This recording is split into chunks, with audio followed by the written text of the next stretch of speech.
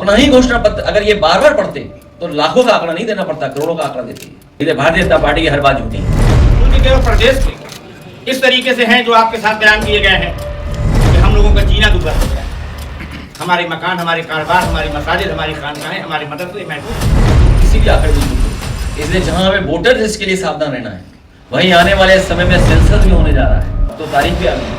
हम सब मिलकर के और सब लोगों को मिलकर के उसके लिए भी सावधान रहना पड़ेगा। पता नहीं कौन से आंकड़े सरकार आम पब्लिक चैनल में मैं आफाक अहमद मंसूरी आपका स्वागत करता हूं। आइए आपको ले चलते हैं खबरों की दुनिया में। उत्तर प्रदेश में विधानसभा चुनाव 2027 में प्रस्तावित है। इससे पहले समाजवादी पार्टी एक्टिव हो गई है और वो वोटर लिस्ट के मुद्दे पर अभी से सजग दिख रही है। सपा की सजगता से ये संदेश जा रहा है कि यूपी में अखिलेश यादव भारतीय राष्ट्रीय कांग्रेस के नेता राहुल गांधी की दिखाई राह पर चल रहे हैं। दरअसल लोकसभा में नेता प्रतिपक्ष राहुल गांधी महाराष्ट्र विधानसभा चुनाव के बाद से ही वोटर लिस्ट में गड़बड़ी का आरोप लगा रहे हैं। बीते दिनों उन्होंने प्रमुख राष्ट्रीय अखबारों में लेख भी लिखा था जिस पर जमकर सियासी बवाल हुआ था। अब यूपी में अखिलेश यादव ने कहा कि वोटर लिस्ट की गड़बड़ी ठीक की जाएगी। सपा चीफ ने लखनऊ में एक प्रेस वार्ता के दौरान कहा कि अपनी वोटर लिस्ट को ठीक कराने का काम करेंगे और भाजपा ने जो फर्जी वोट बनाए हैं उन पर भी आपत्ति करेंगे। अल्पसंख्यक सभा की बैठक के बाद अखिलेश यादव ने कहा कि मैं धन्यवाद देता हूं अपने संगठन के लोगों का जिन्होंने ये संकल्प लिया है कि अपनी वोटर लिस्ट को सुधारने का काम करेंगे। सपा चीफ ने अल्पसंख्यक सभा के साथ बैठक की जिसके बाद हुई प्रेस वार्ता में यूपी के पूर्व सीएम ने ये बात कही। जानकारों का मानना है कि अखिलेश मुस्लिम मतदाताओं को इस संदर्भ में संकेत दे रहे हैं कि वो चुनाव से पहले अपने नाम वोटर लिस्ट में चेक कर लें और अगर ना हो तो उसे जुड़वाएं। बता दें यूपी में बीते साल हुए 9 सीटों पर उपचुनाव में कई बार ऐसे मामले सामने आए जहां मुस्लिम मतदाताओं के साथ या तो कथित बदसलूकी की गई या उनके नाम वोटर लिस्ट में नहीं थे। इसके अलावा अखिलेश यादव ने बहराइच और बाराबंकी में मेला न लगने पर भी टिप्पणी की। उन्होंने कहा कि भाजपा नफरत बढ़ाने का काम कर रही है। जो हमारे भाईचारे का मेला होता था उसको बंद करा दिया है। मेला कारोबार का स्थान होता है, वहाँ गरीब लोग मेला लगाते हैं। ये मेला आपसी भाईचारे का और सद्भाव का मेला होता है, लेकिन इनको उससे भी आपत्ति है। ये जो मेला लगता है ये हजारों सालों से लगता है। मेला मेल जोल का स्थान है, मेला हमें जोड़ता है, कारोबार हमें जोड़ता है। पर ये लोग खुशियों के खिलाफ हैं। मेले से एकता का संदेश जाता है पर हर चीज से भाजपा खिलाफ है। समाजवादी पार्टी के संगठन के हमारे राष्ट्रीय अध्यक्ष आतिक कादी साहब, प्रदेश के अध्यक्ष शकील और उनके सभी सहयोगी साथियों को, संगठन के पदाधिकारियों का बहुत बहुत धन्यवाद और आभार प्रकट करता हूं। समाजवादी पार्टी का बहुत महत्वपूर्ण संगठन है और संगठन में जो हमारी आपकी बातचीत हुई है, एक दूसरे ने जो सुझाव दिए और कुछ साथी लिख करके भी देके जाएंगे, हम समाजवादी पार्टी के लोग उन तमाम सुझावों को अमल करेंगे। उन सुझावों के लेकर के हम पार्टी के लोग उनको कार्यक्रम भी बनाने का काम करेंगे।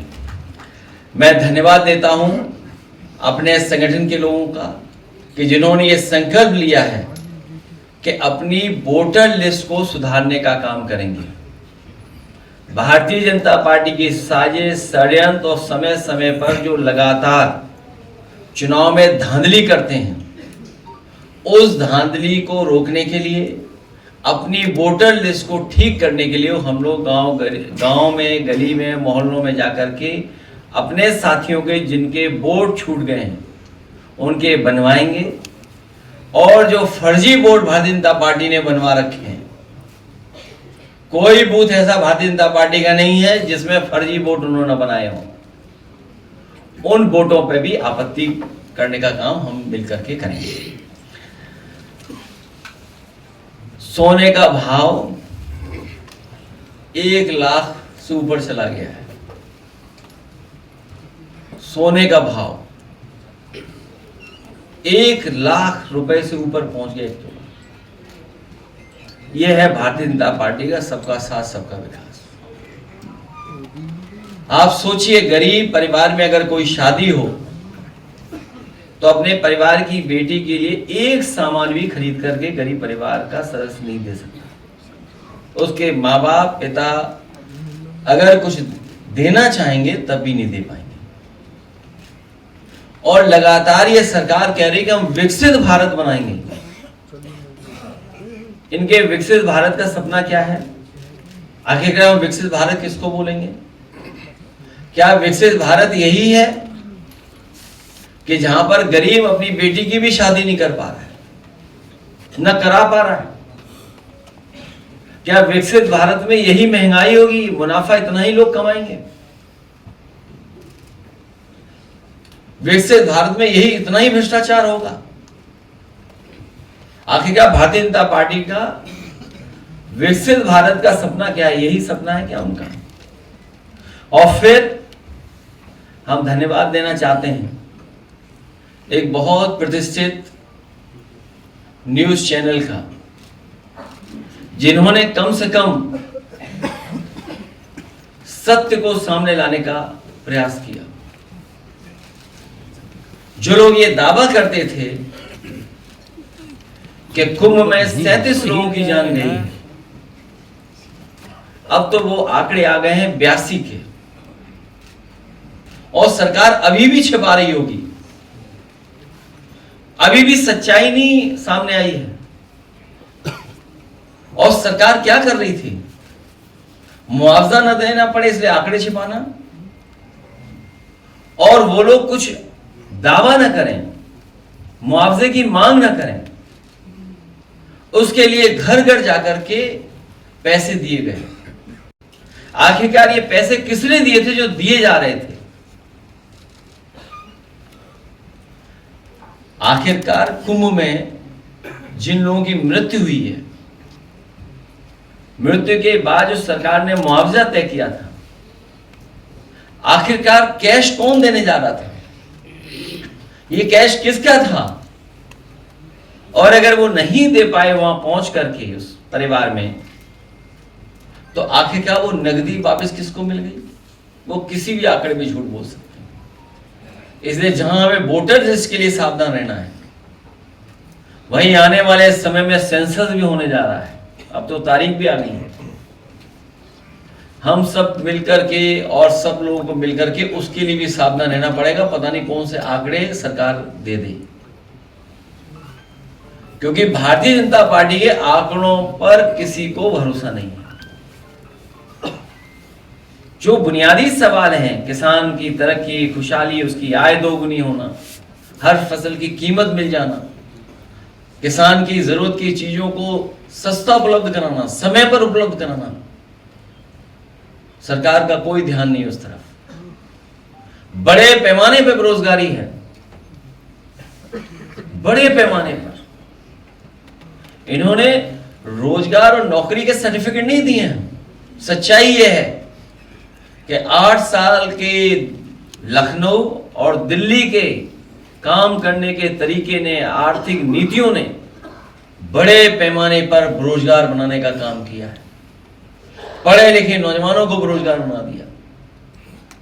सही तरीके से काम होता तो करोड़ों लोगों को नौकरी मिल जाती।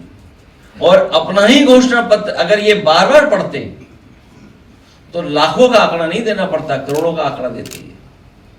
इसलिए भारतीय जनता पार्टी की हर बात झूठी है। मैं सभी अल्पसंख्यक सभा के सदस्यों का, राष्ट्रीय अध्यक्ष जी का, प्रदेश अध्यक्ष जी का, उनके साथ है संगठन के लोगों का और उनके साथ जितने भी संगठन में लोग काम कर रहे हैं उनका मैं बहुत बहुत धन्यवाद और आभार प्रकट करता हूँ।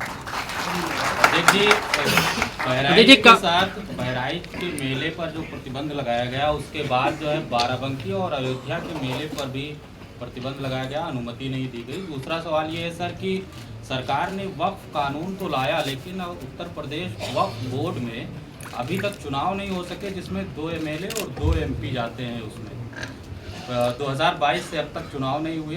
पिछले 2 महीने से CO चार्ज नहीं ले रहे हैं। प्रदेश भर के लोगों को परेशानी हो रही है। भारतीय जनता पार्टी और उनकी सरकार नफरत को बढ़ाने का काम करेंगे। जो परंपरागत हमारे मिली जुली संस्कृति का, हमारे जो आपसी मेल के स्थान या मेले उनको जानबूझ करके रोकना चाहती है। कारोबार हमें जोड़ता है, मेला हमें जोड़ता है। ये कारोबार के खिलाफ लोग हैं, खुशियों के खिलाफ लोग हैं। मेले में क्या है, मिठाई खाने लोग जाते हैं, थोड़ा कारोबार करते हैं गरीब के लोग, झूला झूलते हैं। यानी क्या लेना देना झूला झूलने से? कोई मेला ऐसा नहीं होता जहां पर झूला न लगता हो, मिठाई ना मेले में हो। और गरीब लोगों का मेला होता है, मिलने का स्थान होता है, कारोबार का स्थान होता है, और हजारों साल से लगे हुए मेले जहां एकता का संदेश जाता है, मिलकर के रहते हैं लोग, जहां पर एक दूसरे के प्रति सम्मान बढ़ता है, एक दूसरे से जुड़ने का मौका मिलता है, उस हर चीज से भारतीय जनता पार्टी के खिलाफ है। सर कानून व्यवस्था की इसीलिए मैंने सवाल पूछा कि जो 37 का आंकड़ा बता रहे थे, अगर हमारे ये सब पत्रकार निकल पड़े जिस तरीके से उस बड़ी संस्था ने, प्रतिष्ठित संस्था ने रिसर्च करके, समय लगा करके, रिस्क लेकर के ये आंकड़े सामने लाने का काम किया है, अगर ये हमारे साथी भी निकल पड़े तो इस सरकार की पूरी पोल खुल जाएगी, सरकार कहीं मुंह दिखाने लायक नहीं बचेगी। सर कानून ये कैश आया कहां से जो दिया जा रहा था? हमारे बहुत सारे साथियों पे जांच हो जाती है, आप पे भी कईयों पे छापा पड़ जाता है। ये कैश आया कहां से? और जिनमें वो कैश वितरित हो पाया है, जहां मान लीजिए वितरित नहीं हो पाया, वो कैश वापस गया किसके हाथ में? नकदी कैश आप दे कैसे सकते हैं? किस नियम के तहत आप नकदी दे रहे हैं? नकदी देने का निर्णय किस नियम के तहत हुआ है? नकदी का वितरण किसके आदेश पर हुआ है? वितरण तो बताइए, भूल जाइए कि वितरण क्या हुआ, चलो किसी को कुछ पहुंचा, आखिर किसके आदेश पर हुआ है? ये कौन है जो नकदी बंटवा रहा है? क्या नकदी बांटने में अनियमितताएं नहीं हुई होंगी? जो वापस आया होगा, जो देने गए वो अपनी जेब में रख लिया होगा। और मृत्यु के कारण भी नहीं बता रहे हैं लोग। आखिर क्यों सरकार कर रही है?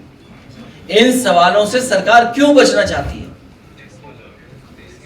सर कानून व्यवस्था तो बिगड़ी हुई है सर, अपनी अपनी जीरो टॉलिंग पे पीठ थपथपा रहे हैं सर।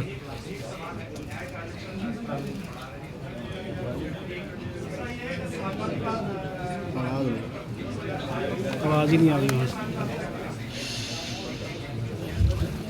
हम लोग पार्टी की तरफ से जो जानकारी मिलेगी उसको पत्र के माध्यम से भेज देंगे। अखिलेश जी आपने करने गए थे, घायल हुए थे, उनके इलाज की नोटिस आ गई, पहले उनकी इलाज की बात की गई, 6.5 लाख रुपए। अगर इश्तहार में चित्र नहीं तो उन्होंने मित्र बदल दिया अपना।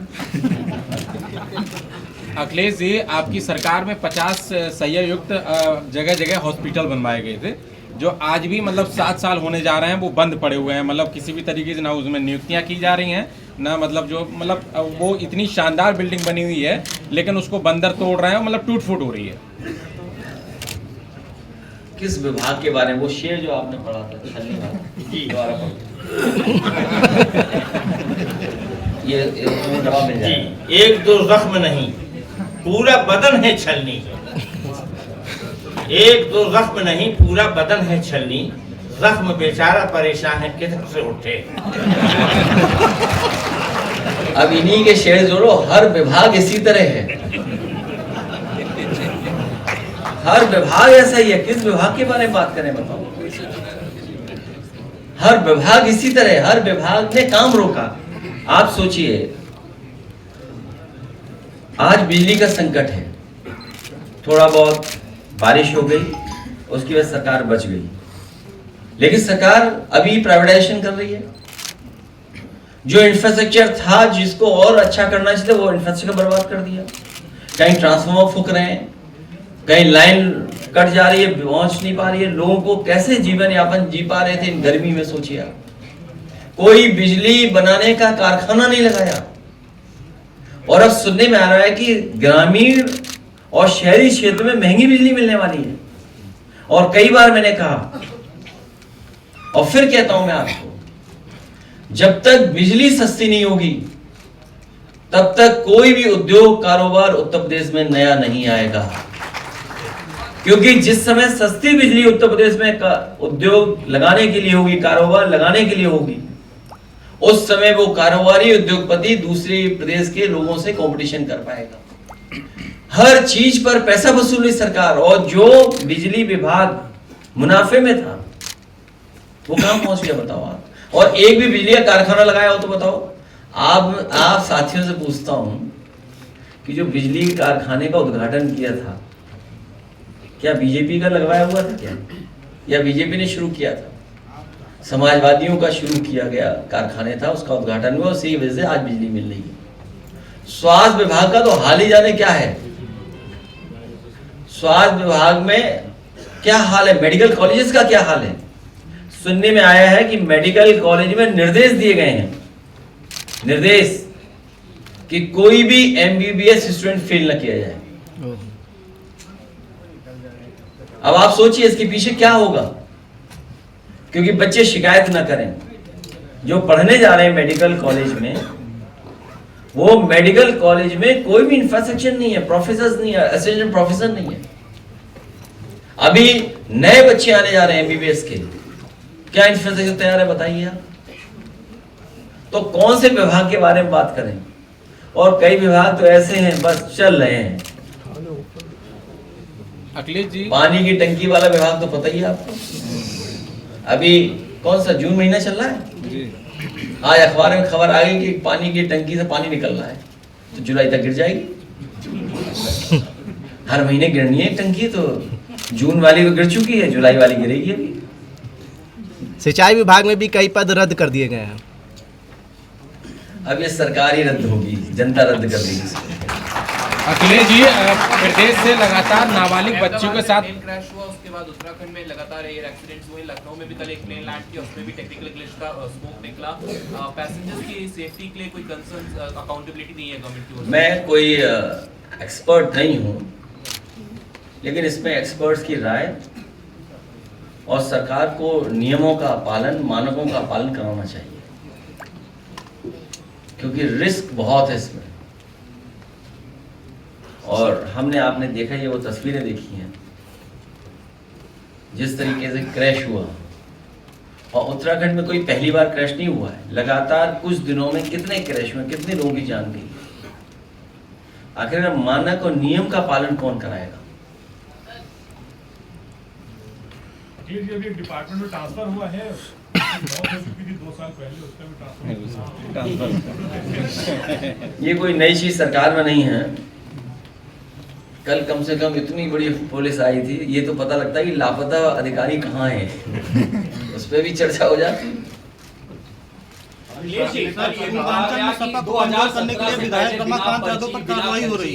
बिना जातिवाद या क्षेत्रवाद के भर्ती नहीं हुआ करती।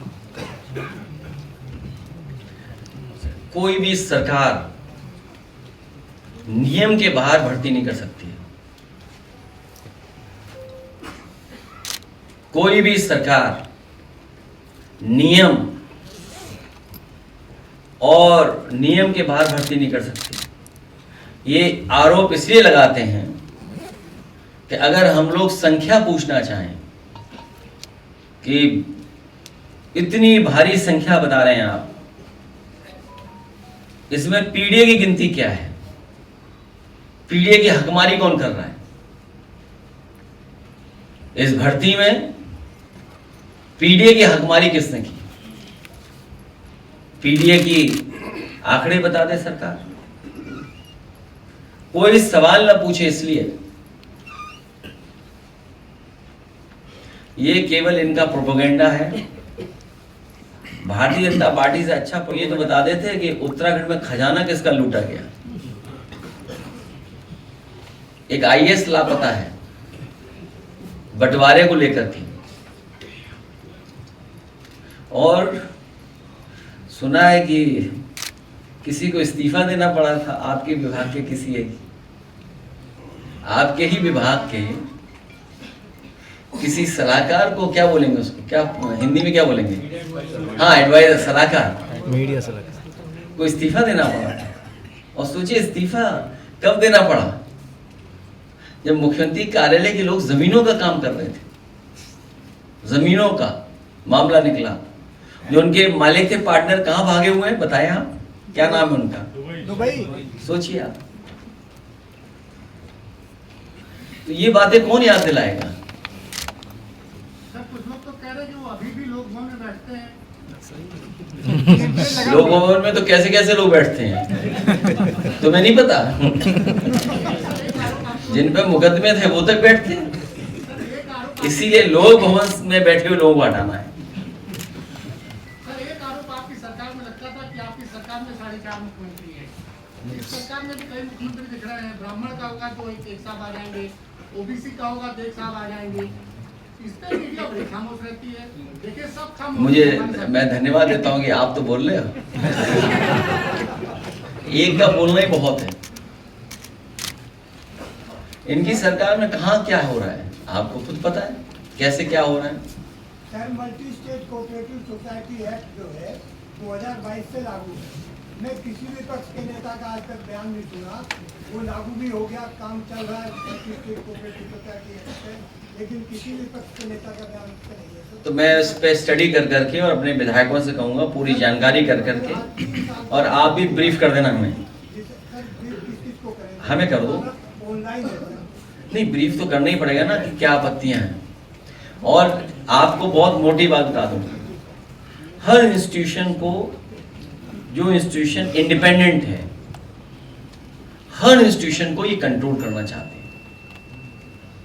चाहे कोऑपरेटिव सोसाइटी का हो, चाहे कोई भी हो, हर एक का कंट्रोल भारतीय जनता पार्टी खुद चाहती है।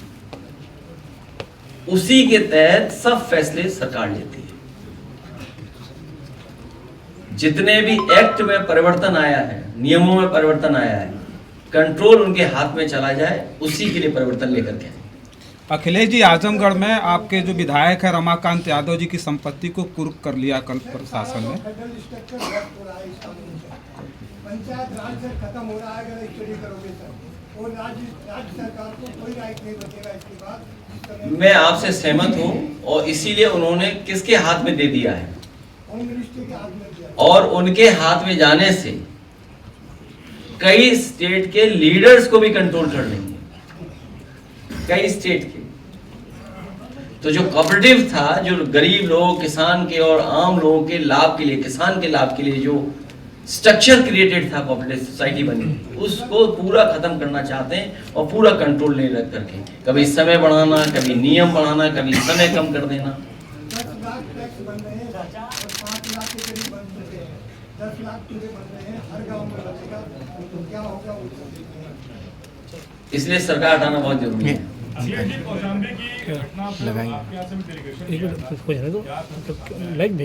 न्याय मिलना चाहिए। सरकार और दोनों मुख्यमंत्री मिलकर के जातियों में झगड़ा करा रहे हैं, और खासकर पिछड़े लोगों के साथ भेदभाव हो रहा है, बेटी के साथ भेदभाव हो रहा है। अवार्ड दिया है, मूवी में पोर्ट्रे किया गया कि हैदराबाद का जो हिस्ट्री थी उसको पूरी गलत तरह से पोर्ट्रे किया गया है, पूरी मुस्लिम कम्युनिटी को उसमें विलेन के रूप में दिखाया गया है, और तेलंगाना की कांग्रेस गवर्नमेंट उस फिल्म को बेस्ट फिल्म का अवार्ड दे रही है। मैंने ना फिल्म देखी ना मुझे जानकारी है। अयोध्या में सर 10 दिन में 8 हत्याएं हुई। अखिलेश जी, फतेहपुर में आप समाजवादी पार्टी के नेता हैं सत्यप्रकाश यादव जी, उन पर मुकदमा दर्ज हुआ। उन्होंने फेसबुक पर कोई आपत्तिजनक पोस्ट लिखी है डिप्टी CM के खिलाफ भी और एक कम्युनिटी के खिलाफ भी, उनको गिरफ्तार किया गया। आपको ऐसा नहीं लग रहा है कि सोशल मीडिया पर जो पॉलिटिकल पार्टीज हैं, जो राज कर रही है यहाँ पर आप विपक्ष में, उनके बीच में कड़वाहट बढ़ती चली जा रही है? क्या कर रहे हैं आप? कड़वाहट बढ़ रही है। लड्डू दो जाना सरकार के पास। देखिए, सरकार के लोग कुछ भी कह सकते हैं, सरकार के लोग कुछ भी कह सकते हैं, हर आज़ादी है। यहाँ जितने लोग बैठे हैं मीडिया के बारे में जानते हैं, सोशल मीडिया में जो लोग बैठे वो जानते हैं, और बीजेपी के लोग फंड कर रहे हैं। और दुख की बात तो ये है कि उसमें नकली लोग बैठे हुए हैं। अगर आप उनकी आईडी चेक करोगे तो कई नकली भारतीय जनता पार्टी ने पैसे से बैठाया हुआ होगा कि आपको इनको गाली देनी है, इनको गाली देनी है, और जाति के हिसाब से किसका क्या नुकसान हो सकता है, धर्म के आधार पर किसका कैसे कहा जाए। ये सरकार पैसा देके काम करवा रही है। और अगर कोई सच बोल दे, अगर उनके खिलाफ कोई बोल दे तो उस पर एफआईआर दर्ज हो जाएगी। एक बहुत गरीब नौजवान यहां पर आया था, प्रतापगढ़ का। दिल्ली की मुख्यमंत्री ने कुछ कहा था हमारे बारे में, उसको सहन नहीं हुआ, उसने टिप्पणी कर दी, कुछ उसने भी लिख दिया। तो बताइए, वहां के पुलिस कप्तान, सीओ, एसओ सब जेल भेजने में तैयार। हमारे जितने अल्पसंख्यक के साथी बैठे, इनके खिलाफ न जाने क्या क्या लिखा जाता है। बीजेपी लिखवाती है, ये सब जानते होंगे जहां बैठे लोग हैं, बीजेपी लिखवाती है। और अगर ये लोग कुछ लिख दें, जवाब दे दें, तो एसओ साहब आ जाएंगे एकदम पकड़ने। तो अगर सत्यप्रकाश यादव या जो भी, मैं जानता नहीं हूं किसने लिखा है, क्या लिखा है, अगर क्या लिखा है पढ़ दो तो हम और आगे बात बढ़ा देंगे। क्या लिखा है पढ़ दो तो हम बात आगे बढ़ा देंगे, या व्हाट्सएप पे भेज दो ना, हम पढ़ लेंगे। अब उसमें मुकदमा भी हो चुका है। तो क्या हो गया, मुकदमा हो गया तो क्या, हम और आप बात ही कर सकते हैं, उसमें क्या है। प्रेस पे थोड़ी मुकदमा है, और तुम पे तो कभी नहीं मुकदमा होगा। अरे तुम पे मुकदमा हो जाएगा तो छोड़ दो, भूल जाओ। ये पढ़ें या गाएं, इन पे मुकदमा नहीं हो सकता। अरे बताओ ना क्या लिखा है, हम तो जान जाए ना, प्रेस पे इतनी बात हो रही है तो। किसी जाति के खिलाफ लिखा, अच्छा, हमारी जाति के खिलाफ कितना वो लिखते हैं बताओ, हमारे लोगों से लिखवाते हैं। एक फर्जी आदमी है दूसरे स्टेट में, हमारी तस्वीर कैसे बनाता है आप बताओ, हम दिखवाएं? वो बीजेपी का है, एफआईआर लिखा दो मुख्यमंत्री पे। एक काम करो, हरियाणा का पेज जरा खोलना है, हरियाणा वाले का, हरियाणा खोलिए पेज जरा। अगर उस पर एक कार्रवाई हो जाए तो बता दो हमें, दिखाइए जरा, उसको भी फेमस कर दें। वो आपके नाम से ही फेमस हुआ। नहीं, पैसा कौन दे रहा है, नकदी कौन दे रहा है? तो ये गरीब कार्यकर्ता भावना में आके कुछ कह देता है, लिख देता है, तो जेल भेज दोगे ऐसा पुलिस से। जो टेक्नोलॉजी है वो तो आप ही जानो क्या क्या बनाता है वो फोटो, हमारी बताइए, सब जानते हैं लोग। और पैसा कौन देता है? दिल्ली का एक मंत्री है, वो पैसा देता है। गुस्सा नहीं आता आपको? इतना कभी कितना गुस्सा आता है, पूछो इन लोगों से। क्या करें बताइए, गुस्सा है तो क्या कराएगी? तो आप एफआईआर नहीं, बिल्कुल नहीं एफआईआर कराएंगे, बहुत हम लोग शरीफ लोग हैं, कुछ नहीं। वो तो आने के बाद पता चलेगा। क्यों लड्डू खिलाएंगे बस। मुंह मीठा कराएंगे। नहीं, लड्डू आने के बाद पता चलेगा। लड्डू खिलवाएंगे, उससे एक महिला पत्रकार से माफी मांगी। अब वो पता नहीं मुझे। नहीं, आप सोचिए ना, पैसे देके ये बहुत सारे लोग हैं, आप लोग खुद जानते हो एजेंसी वाले लोगों को। भाई एजेंसी वालों को कितना पैसा दिया रहा है, अब कंपनी का नाम मत बुलवाओ मुझसे। मैं हालांकि एक अखबार ने जो स्टिंग ऑपरेशन किया था, आप बताइए किसी पे कार्रवाई हुई क्या? हमारे खिलाफ प्रचार कराने के लिए, वो जो एक खिलाफ प्रचार कराते हैं हमारे लिए, हाँ, तो सोचिए कितने लाख रुपए, कितने, और नाइजीरिया से अकाउंट ऑपरेट हो रहा था। और कौन पैसा दे रहा था? बीजेपी वाले पैसा दे रहे थे। अच्छा, मुख्यमंत्री जहां पैसा देगा क्या कर लोगे आप? उनकी ऑफिस पैसा देगी क्या कर लोगे आप? जो काम अगर उनकी देख रेख में हो तो क्या कोई कुछ कर लेगा। इसीलिए ये सब बैठे हुए सरकार हटाने के लिए, ऐसा हटेगी बीजेपी इस बार, पता ही लगेगा बीजेपी कहां चलेगी।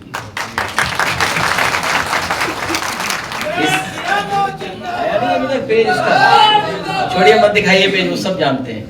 इसलिए प्रेस के लोगों का बहुत धन्यवाद। अखिलेश जी, एक सवाल छूट गया। वो आजमगढ़ में रमाकांत यादव जी की संपत्ति को कुर्क किया गया है, और पूरे पूर्वांचल में इस बात की चर्चा है कि लगातार जो सरकार है, जो प्रशासन है, वो पीडीए के विधायकों और सांसदों के ऊपर इस तरह कार्रवाई कर रही है। जाहिद बेग, इरफान सोलंकी, मोहम्मद आजम खान साहब, प्रजापति, रमाकांत यादव, और कितने नाम बताऊं मैं?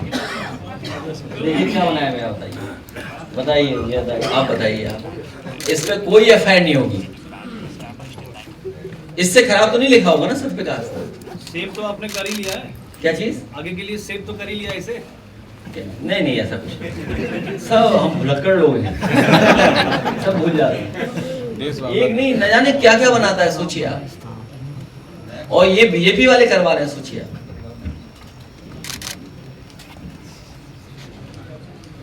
आप चैनल वाले तो लाहौर तक जिता दिया था, क्या कराची जिता दिया था? खरीद ली थी, जमीन ले ली थी। ये चैनल वाले बैठे, तुमने कौन सा जिताया था बताना? इस्लामाबाद चाय पीने जमीन खरीद ली थी। नहीं, इनका चैनल कहाँ तक गया था? अरे इस्लामाबाद चला गया था इनका चैनल, बताइए। हद कर दिया आपने, कितना अपमान करवाया देश में। बोलना नहीं चाहिए, लेकिन हम बता रहे हैं, क्या बताएं?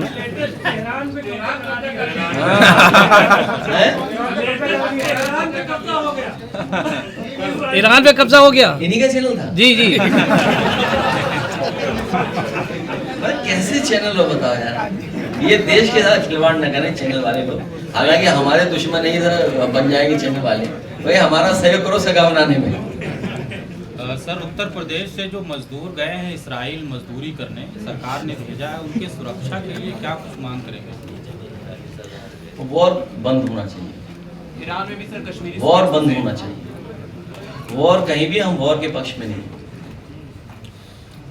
जो प्रदेश के लोग हैं सर, उनकी सुरक्षा के लिए क्या?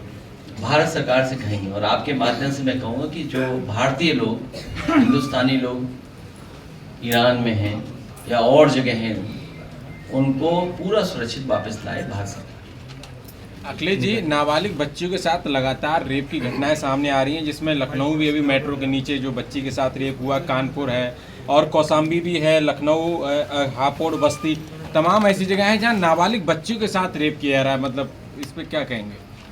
कानून व्यवस्था, पुलिस अपना काम नहीं कर रही है। जो पेट्रोलिंग और जो समय समय पे काम करना चाहिए वो नहीं काम कर रही।